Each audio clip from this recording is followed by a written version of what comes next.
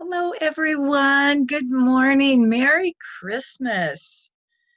Joel Goldsmith says that word Merry really is to reveal to us what he calls the significance of the day.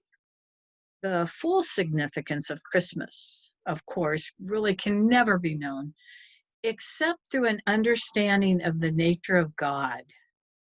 Uh, unless you really begin to get a glimpse of what God is, of the nature of God, of the functioning of God, you can't really truly understand the significance of this day, Christmas Day, because today we celebrate the coming of the Christ in us. Most churches celebrate the birth of Jesus, but we know that it is not the man Jesus we celebrate, but what that man represented, the birth of the Christ Spirit in each of us. The significance of Christmas is this: the Christ power, the Christ energy is, as Jesus made the statement, spiritual influence, a spiritual power. A spiritual power that was planted in the consciousness of every single individual ever born into human experience. No one can escape it. No one has ever existed or exists now or ever will exist without this having been implanted in his or her consciousness from the very beginning and developing as the son and daughter of God. The birth of the Son of God, which we celebrate today through Jesus, is actually each and every one of us. We are the sons and daughters of God.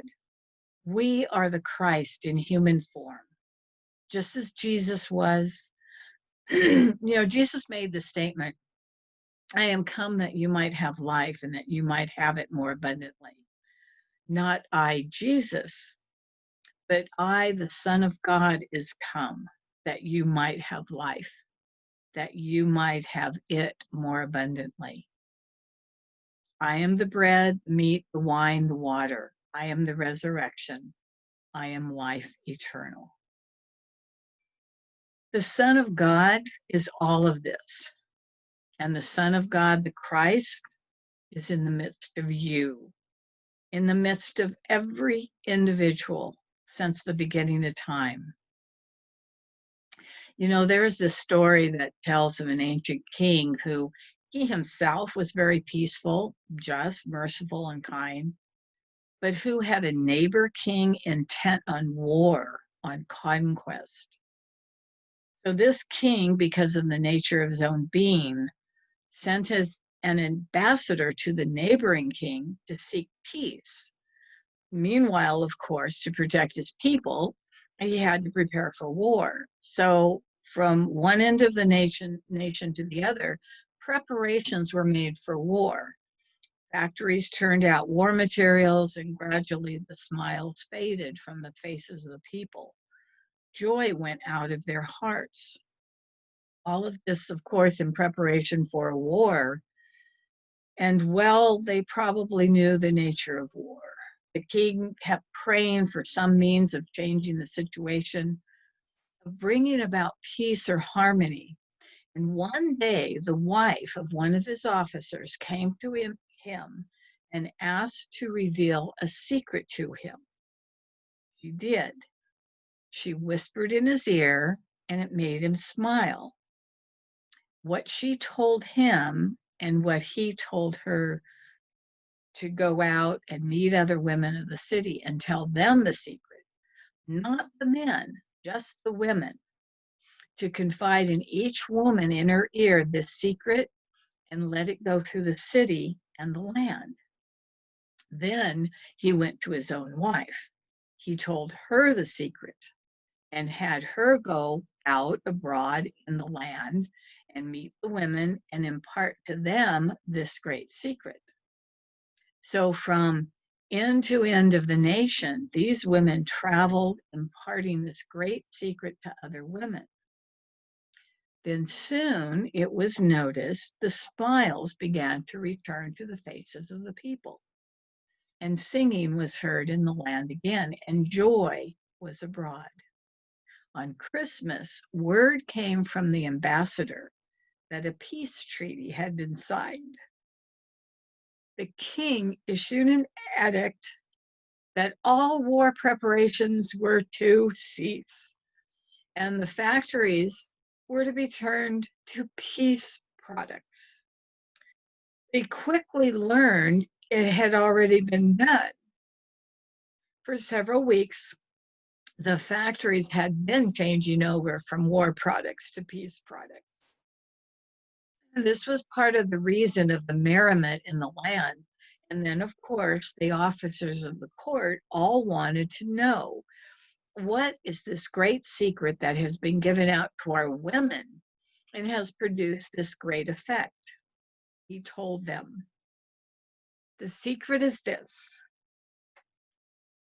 whisper this to every woman every day. Retire for a short period of silence.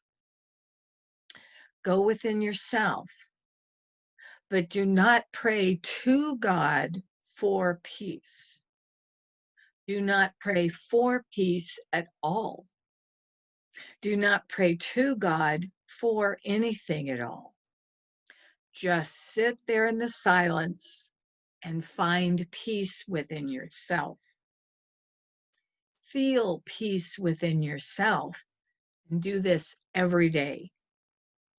This was the great secret of peace in the land. And joy and merriment again, and peace with the neighbor. You know, to most of us, this really isn't a strange story because you already have realized this. You already know that you cannot pray to God for peace in the nation or even peace for yourself. And why? Because God has created peace in all of our souls. God has planted peace in our hearts and our minds. We have it buried there as humans, and we must return within and meet the peace that is within us. And then this peace that we find within us becomes the beauty and the glory that travels out into the world. Then our neighbors feel it.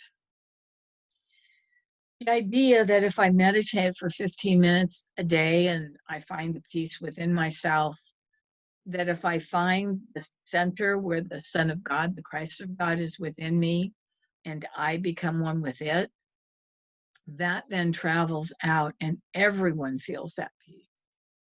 Then, as you continue this practice and you feel the peace surrounding you, it makes it easier for you to go within and make contact with that center within you. Feel peace within you, and then that spreads to your neighbor. The function of being the Son of God, being the Christ of God, is that you may have peace and you may have life more abundantly. That you may find within yourself all that the Father has. Son, daughter, thou art ever with me, and all that I have is thine, and it is within you. Joel Goldsmith once stated, when we dig oil wells, when we mine for gold or silver or diamonds, when we dive for pearls, aren't we bringing forth that which God has already planted in the midst of us? Are we responsible for all that is in the soil and all that is in the ocean and all that is in the air? Have we created this good in the earth, above the earth and beneath the earth? Or has all this been placed here for our good? So of course the answer is that all of this is in the earth has been accumulating, forming for millions upon millions of years, and probably even before there was a population here to need it. But all we do to bring it forth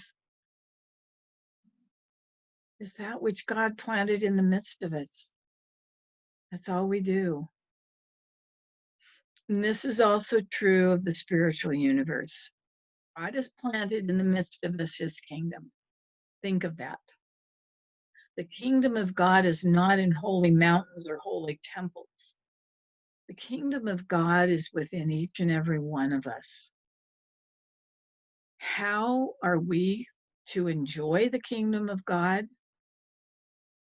By finding it within ourselves, by making contact, by digging and diving. And the deeper we dig and the deeper we dive into that inner silence, that inner soul of our being, and the greater the treasures that we bring forth. And so, to understand this Christmas day, let us understand clearly that the secret of it is that God has planted the seed of himself in each one of us. The seed that really brings forth as the fully developed son and daughter of God, whose mission it is that we may know fulfillment, that our lives may be fulfilled, that we may show forth the kingdom of God, the glory of God. Today, we are here to acknowledge and welcome the true peace within our hearts, our minds, our souls, and our beings. Today, we are here to acknowledge that we can, each and every moment, give birth to a greater and more fulfilling life. As we acknowledge the energy of the Christ in us and sit in that energy, we open ourselves to the wisdom, hope, love, peace, harmony, and so much more that is the presence and the power of God in us. The Master stated, I of my own self can do nothing. All that each one of us is doing by our life is showing forth God's grace, God's wisdom, God's spirit, God's health, God's abundance. This must be the possibility and the potentiality of every individual on the face of the earth. Otherwise, it could not truthfully be said that God is from everlasting to everlasting, and that God is the same in all and is in no respecter of persons. In other words, then, if what God has done is given the Christ energy to each person, then mankind has within his own soul the divine peace of God, the divine grace of God, the health, abundance, joy, and oneness of God. You see, if we can find that within ourselves and give birth each and every day to a higher and greater understanding of that in our lives, we automatically share that energy with our families and with all of mankind.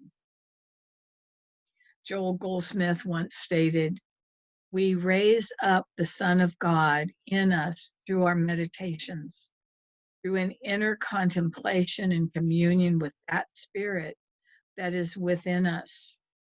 It is a miracle of grace that one with God is the majority. It's a miracle of grace that only two or more gather together find the entire kingdom of God in the midst of them. It is a miracle of grace that communing with the Son of God within us brings forth all that the Son of God is to our universe.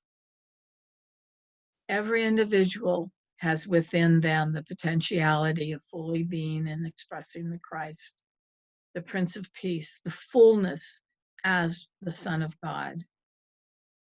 The I that has come that you might have life and that you might have it more abundantly. Each one of us has the potential of expressing the fullness of health, peace, prosperity, joy, and more. That is the promise of God. If and only if each one of us would spend more time in meditation, just being that which we seek. This is the promise of God. All that God is, you are, and we celebrate that today. We give birth once again to that Christ within ourselves that brings forth all the good that God has for us. So today we call forth that Christ, that part of us that is the son, daughter of God. We welcome it into our lives, into our hearts and our minds. And as we do, we bring forth the peace on earth that we all wish for. So Merry Christmas, everyone. Much love to each and every one of you. God bless you all. Have an absolutely beautiful, glorious Merry Christmas.